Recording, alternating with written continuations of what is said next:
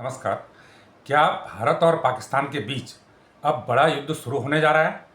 देखिए, अगर हम आज तक की बात करें, यानी शुक्रवार रात तक की बात करें, तो दोनों देशों के बीच जो संघर्ष चल रहा था वो छोटे हथियारों से चल रहा था।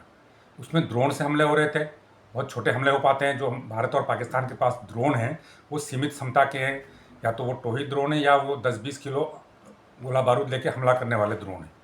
तो अभी तक जो धींगा मुश्ती चल रही थी, जो एक दूसरे पर सैन्य प्रतिष्ठानों पर हमला कर रहे थे, वो ड्रोन से या फिर छोटे छोटे मिसाइलों से कर रहे थे। लेकिन अगर हम शनिवार तड़के की बात करें तो ये हमला अब परिवर्तित हो चुका है। अब बड़ी मिसाइलों का इस्तेमाल होने लग गया है, बैलिस्टिक मिसाइलों तक का इस्तेमाल होने लग गया है, और इसकी शुरुआत भी पाकिस्तान की तरफ से हुई है।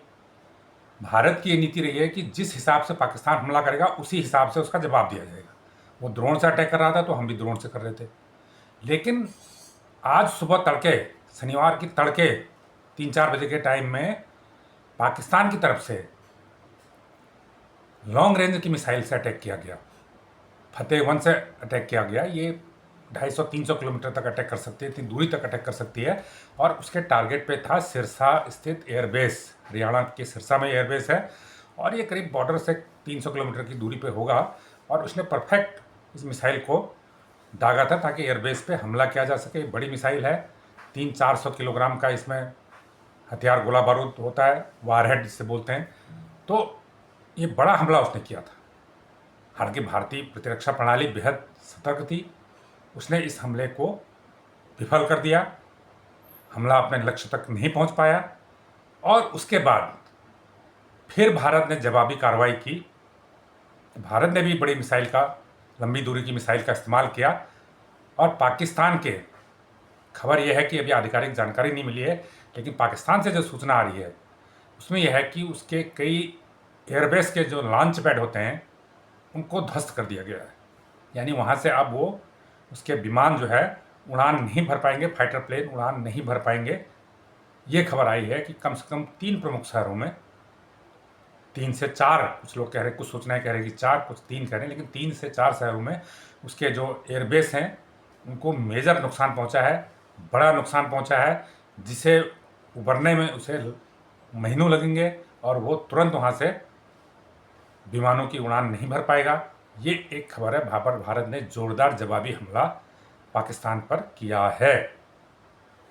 तो ये हमला करना इसलिए भी जरूरी हो गया क्योंकि भारत जो जिस प्रकार का हमला वो करेगा, अगर कल को पाकिस्तान की तरफ से 500 किलोमीटर लंबी मिसाइल से हमला होता है तो भारत भी उतनी लंबी मिसाइल से उस पर हमला करेगा।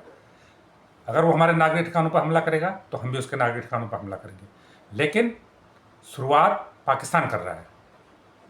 अगर आज पाकिस्तान हमले बंद कर दे तो भारत भी बंद कर देगा। तो भारत की नीति ये रही है कि जैसे को तैसा, जिस तीव्रता से पाकिस्तान हमला करेगा उसी तीव्रता से हम भी करेंगे। अब सवाल ये उठता है कि क्या ये युद्ध में तब्दील हो चुका है? देखिए, युद्ध जैसे हालात तो एक लिमिटेड वार तो शुरू हो ही चुका है। सरकार ने भले इसे डिक्लेयर किया हो या नहीं किया हो, करें या नहीं करें, लेकिन ये सच्चाई है कि वार जैसी स्थिति आ चुकी है और ये प्रॉपर वार अब शुरू हो चुका है। और 4 राज्य अभी इसकी चपेट में हैं: जम्मू कश्मीर, पंजाब, राजस्थान और गुजरात, क्योंकि चारों सीमा से लगते इलाके हैं। इसके अलावा नज़दीक के जो एयरबेस है, हरियाणा पर भी निशाना बनाया जा रहा है, वो भी इसकी जद में है।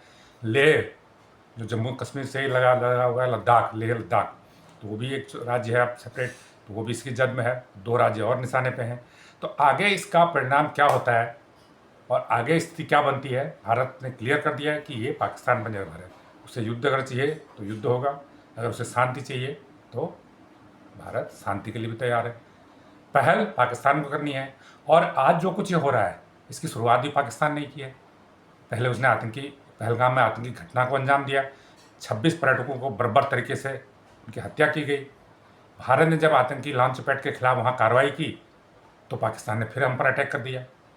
तो तनाव के शुरुआत, संघर्ष की शुरुआत पाकिस्तान से हो रही है और इसे ख़त्म भी पाकिस्तान को ही करना होगा, वरना भारत उसके गुरूर को तोड़ कर रख देगा, रख दिया है, आगे भी रख देगा।